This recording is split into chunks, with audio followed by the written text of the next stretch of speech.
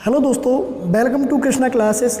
आइए दोस्तों, आज हम नया चैप्टर यानी अधिगम यानी लर्निंग। ठीक है, लर्निंग का अर्थ होता है सीखना। ठीक है, तो सीखते कैसे हैं? ठीक है, सीखने की प्रक्रिया क्या है, सीखते कैसे हैं, इसको हम बहुत अच्छी तरीके से इसका अध्ययन करने वाले हैं। तो अधिगम यानी सीखना, और सीखते क्या है, हम लोग व्यवहार सीखते हैं। व्यवहार क्या होता है इसके बारे में हम जानेंगे। ठीक है, तो व्यवहार को सबसे पहले 1905 में मैकडूगल, ठीक है, सर्वप्रथम 1905 में मैकडूगल ने अपनी पुस्तक आउटलाइन ऑफ साइकोलॉजी, ठीक है, उनकी अपनी पुस्तक का नाम था outline of psychology. Outline of psychology में व्यवहार का अध्ययन किया। ठीक है, तो व्यवहार, हम कुछ भी सीखते हैं वो व्यवहार होता है। ठीक है, हम जो वातावरण से या परिवेश से जो भी हम अचीव करते हैं, जो भी हम सीखते हैं, वो एक प्रकार का व्यवहार होता है। ठीक है, और व्यवहार किस प्रकार से हम सीखते हैं, जैसे अभ्यास। ठीक है, अभ्यास, प्रशिक्षण, अनुभव।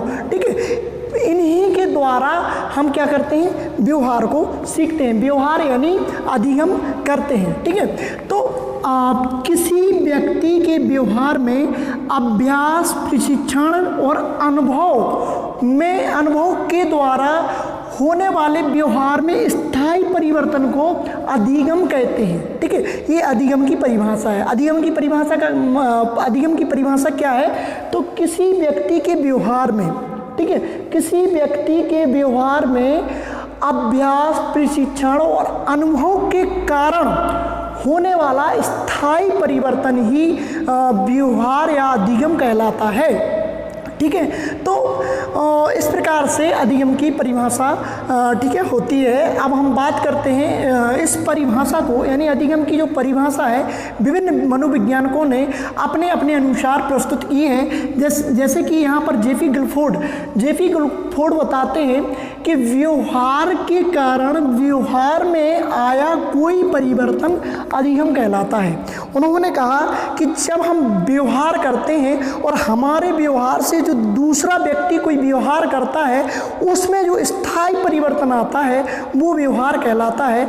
यानी जो परिवर्तन होता है वो व्यवहार कहलाता है। जैसे हमने किसी से नमस्ते किए, तो ठीक है, तो दूसरा व्यक्ति जब हमसे नमस्ते करता है, तो मतलब हमारा व्यवहार और उसका व्यवहार, ठीक है, हमारे व्यवहार के द्वारा ही तो वो व्यवहार करता है, तो इसी को हम अधिगम बोलते हैं, ऐसा जेपी गिलफोर्ड ने कहा। यानी व्यवहार के कारण व्यवहार में आया कोई परिवर्तन अधिगम कहलाता है।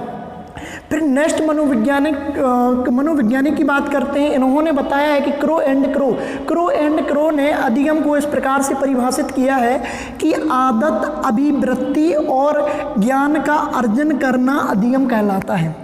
इन्होंने कहा है कि आदत, जो हमारी हैबिट होती है, अभिवृत्ति मतलब जो हमारी विचार होते हैं, ठीक है, और ज्ञान जो हम दूसरों से अचीव करते हैं, ठीक है, इनमें आया स्थायी परिवर्तन, ठीक है, इनको या अर्जन करना ही अधिगम होता है, ऐसा क्रो ने कहा। ठीक है, तो जेपी गिलफोर्ड क्या कहते हैं, व्यवहार के द्वारा व्यवहार में आया परिवर्तन, ठीक है, किसी व्यक्ति के व्यवहार के द्वारा व्यवहार में आया परिवर्तन क्या कहलाता है, अधिगम कहलाता है। और क्रो कहते हैं कि आदत और अभिवृत्ति और ज्ञान के द्वारा ज्ञान को अर्जन करना ही अधिगम कहलाता है, ऐसा क्रो ने कहा। विलियम वुडवर्थ क्या कहते हैं, विलियम वुडवर्थ ने अधिगम की दो परिभाषाएं दी हैं। पहली परिभाषा है कि अधिगम विकास की प्रक्रिया है, मतलब जो हमारा विकास है, ठीक है, विकास की प्रक्रिया क्या है, अधिगम। यानी हम जब कुछ सीखेंगे तभी हमारा विकास होगा। ठीक है, नॉर्मल सी बात है कि हम जब कुछ सीखते हैं तभी हम अपना विकास कर पाते हैं। यानी मानसिक विकास तभी होता है जब हम सीखते हैं, यानी अधिगम करते हैं। अधिगम विकास की प्रक्रिया है, ऐसा विलियम वुडवर्थ ने कहा। इनकी जो सेकंड परिभाषा है, सेकंड परिभाषा में कहा गया है कि नवीन ज्ञान एवं नवीन प्रतिक्रियाओं का अर्जन करना, मतलब नया ज्ञान प्राप्त करना और फिर प्रतिक्रिया करना। मतलब जैसे कोई ज्ञान प्राप्त करके, यानी उसका अवबोध को, यानी उसकी समझ को फिर अपने आप में उतार के और फिर उस पर प्रतिक्रिया करना, उसके बाद अपनी क्रियाएं करना, वो क्या कहलाता है, अधिगम कहलाता है। ऐसा विलियम वुडवर्थ ने जो है अपनी दोनों परिभाषाओं में कहा है। फिर इसके बाद हम देखते हैं वीएफ स्किनर। वीएफ स्किनर, ठीक है, वीएफ स्किनर के अनुसार अधिगम की परिभाषा क्या है? तो इन्होंने कहा है कि अधिगम व्यवहार में उत्तरोत्तर अनुकूलन की प्रक्रिया है। मतलब जो अधिगम है वो हमारे जो व्यवहार है उन व्यवहार में अनुकूल, ठीक है। व्यवहार कब होता है? जब हमें अनुकूल वातावरण मिलता है, ठीक है। व्यवहार कब होता है? जब अनुकूल वातावरण मिलता है। और यदि अनुकूल वातावरण मिलता रहा, ठीक है, अनुकूल वातावरण मिलता रहा तो हम करेंगे व्यवहार, और व्यवहार करेंगे तो हमारा होगा अधिगम। ऐसा बीएफ स्किनर ने कहा है कि अधिगम व्यवहार में उत्तरोत्तर अनुकूलन की प्रक्रिया है, ठीक है। नेक्स्ट बात करते हैं थॉर्नडाइक। थॉर्नडाइक क्या कहते हैं? उपर्युक्त अनुक्रिया को उद्दीपक के साथ जोड़ना अधिगम कहलाता है, ठीक है। अधिगम क्या कहलाता है? तो इन्होंने कहा है कि जब हम उद्दीपक, जैसे इन्होंने बोला है कि हम पहले लेते हैं अनुक्रिया, अनुक्रिया और उद्दीपक, ठीक है। उद्दीपक क्या होता है? उद्दीपक कोई हमारा टारगेट होता है, लक्ष्य होता है। लक्ष्य यानी, लक्ष्य का मतलब होता है नौकरी या कुछ भी, हमारा लक्ष्य कुछ भी हो सकता है, ठीक है, नौकरी भी हो सकता है, ठीक है। तो जो हमारा लक्ष्य है, लक्ष्य को बोलते हैं उद्दीपक, ठीक है। उद्दीपक के प्रति हम करते हैं अनुक्रिया। अनुक्रिया का मतलब हम करते हैं पढ़ाई, ठीक है। उद्दीपक के प्रति हम करते हैं अनुक्रिया। उद्दीपक है नौकरी, उद्दीपक है टारगेट, उद्दीपक है लक्ष्य, ठीक है। लक्ष्य, हमारा जो लक्ष्य है उसके लिए, उसको प्राप्त करने के लिए हम करते हैं काम। काम यानी अनुक्रिया। अनुक्रिया, जब हमें नौकरी प्राप्त करना है तो करेंगे पढ़ाई।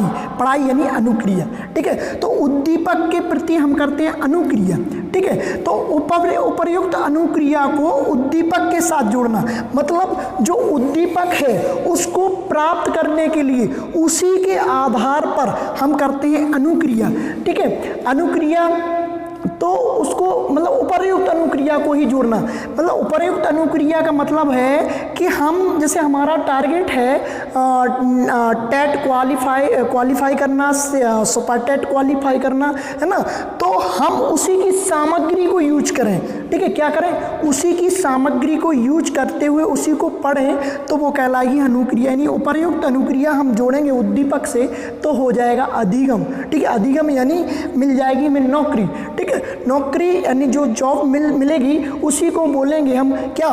अनुक्रिया हो गई है ना। अनुक्रिया कब होगी? जब उद्दीपक होगा ना, उद्दीपक होगा तो अनुक्रिया होगी, अनुक्रिया होगी तो अनुक्रिया का जो संबंध होगा, ठीक है, अनुक्रिया और उद्दीपक के मध्य में जो संबंध बनेगा उसी को बोलते हैं मनोविज्ञान की परिभाषा में अनुबंधन।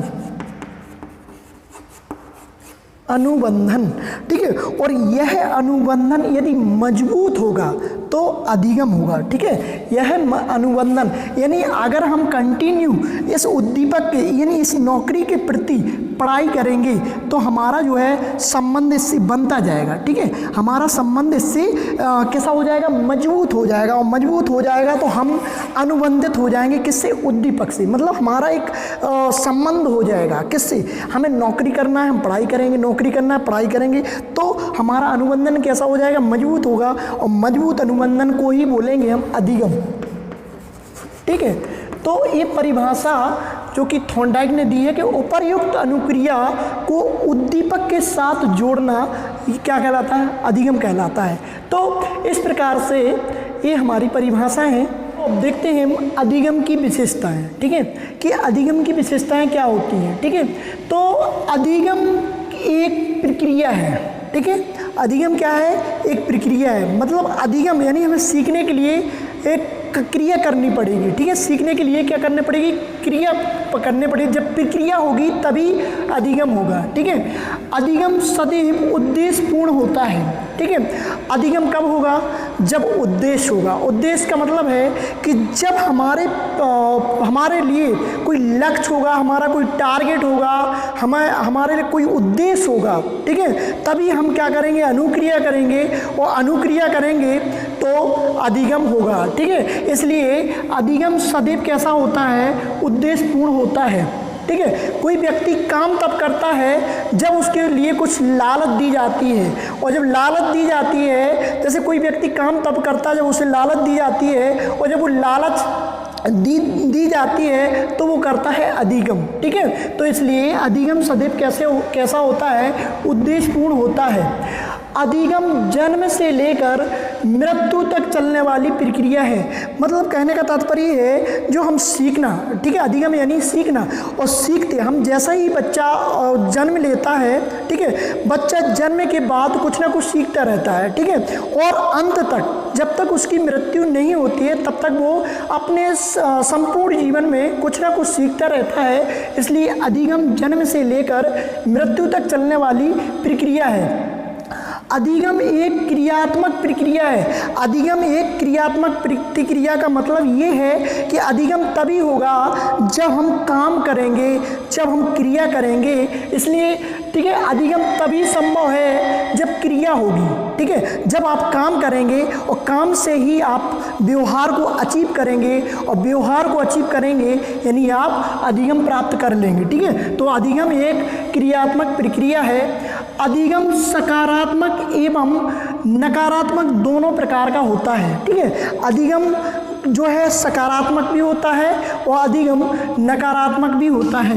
अधिगम एक स्वाभाविक प्रक्रिया नहीं है। अधिगम ऐसे नहीं कि स्वतः होती हो, ठीक है। अधिगम को हमें स्वाभाविक नहीं है, हमें सीखना होता है, हमें व्यवहार को अचीव करना होता है, व्यवहार को हमें प्राप्त करना होता है, तभी अधिगम जो है संभव होता है। ऐसा नहीं कि अधिगम मतलब हम सोते रहें और अधिगम होता रहे, नहीं, हमको सीखते रहें, ऐसा नहीं है, ठीक है। हमें एक वातावरण बनाना होगा और वातावरण में हमें व्यवहार को सीखना होगा, यानी व्यवहार को प्राप्त करना होगा, तभी अधिगम जो है संभव होता है, ठीक है। अधिगम एक स्वाभाविक प्रक्रिया नहीं कि ऑटोमेटिक होता रहे, ठीक है। अधिगम को हमें मतलब सीखने के लिए हमें किसी टीचर के पास में जाना होगा। जब कोई टीचर हमें सिखाएगा तभी हम सीखेंगे, ऐसा नहीं कि बिना टीचर के या हम स्वतः सीखते रहें, ठीक है। तो अधिगम एक स्वाभाविक प्रक्रिया नहीं है।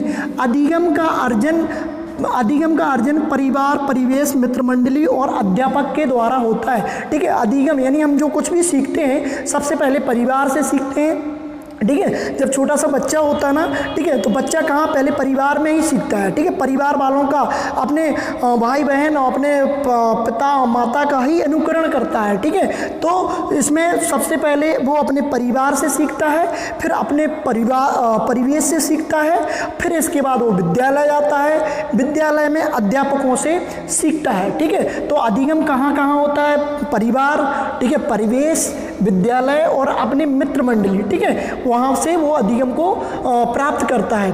अधिगम से ही सर्वांगीण विकास होता है, ठीक है। हम अधिगम जो है, हम कुछ जो भी सीखते हैं उसी सीखने से हमारा संपूर्ण जो है हमारा संपूर्ण विकास होता है। संपूर्ण मतलब होता है मानसिक विकास, संवेगात्मक विकास, संज्ञानात्मक विकास, जितने भी विकास हैं वो सारे के सारे अधिगम से ही जुड़े रहते हैं। जब हम कुछ सीखते हैं तभी हम कुछ अचीव कर पाते हैं, तभी हम मानसिक विकास कर पाते हैं, संवेगात्मक विकास कर पाते हैं, संज्ञानात्मक विकास कर पाते हैं, ठीक है। तो अधिगम से ही सर्वांगीण विकास जो है सभी प्रकार के विकास संभव होते हैं। अधिगम व्यक्तिगत एवं सामाजिक दोनों प्रकार का होता है।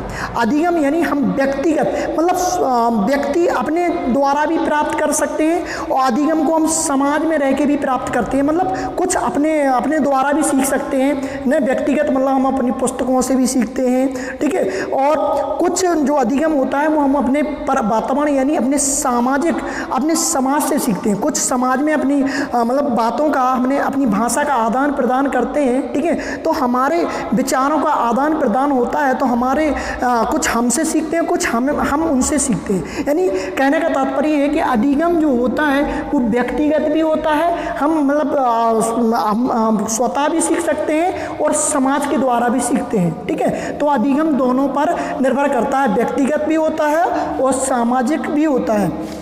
अधिगम वातावरण की उपज है, ठीक है। एक अधिगम के लिए वातावरण का होना जरूरी है, ठीक है। ठीक है। जैसे हमारे जैसे विद्यालय की बात करें कि विद्यालय में अधिगम किस प्रकार कैसे होगा, विद्यालय का वातावरण क्या होना चाहिए। जैसे कक्षा है, ठीक है, तो कक्षा का वातावरण बहुत अच्छा होना चाहिए। कक्षा में पाठ्य सामग्री की उचित व्यवस्था होना चाहिए। कक्षा में जो टीचर होता है, कक्षा में जो टीचर होता है उसको भी संपूर्ण पाठ्यक्रम का अच्छा नॉलेज होना चाहिए, होना चाहिए। तभी एक कह सकते हैं तभी एक अच्छा अधिगम हो सकता है। तो अधिगम वातावरण की एक उपज होती है, ठीक है। अधिगम हम जब जहाँ का जैसा वातावरण होगा उसी प्रकार से हम अधिगम को प्राप्त कर पाएंगे, ठीक है। Thank you.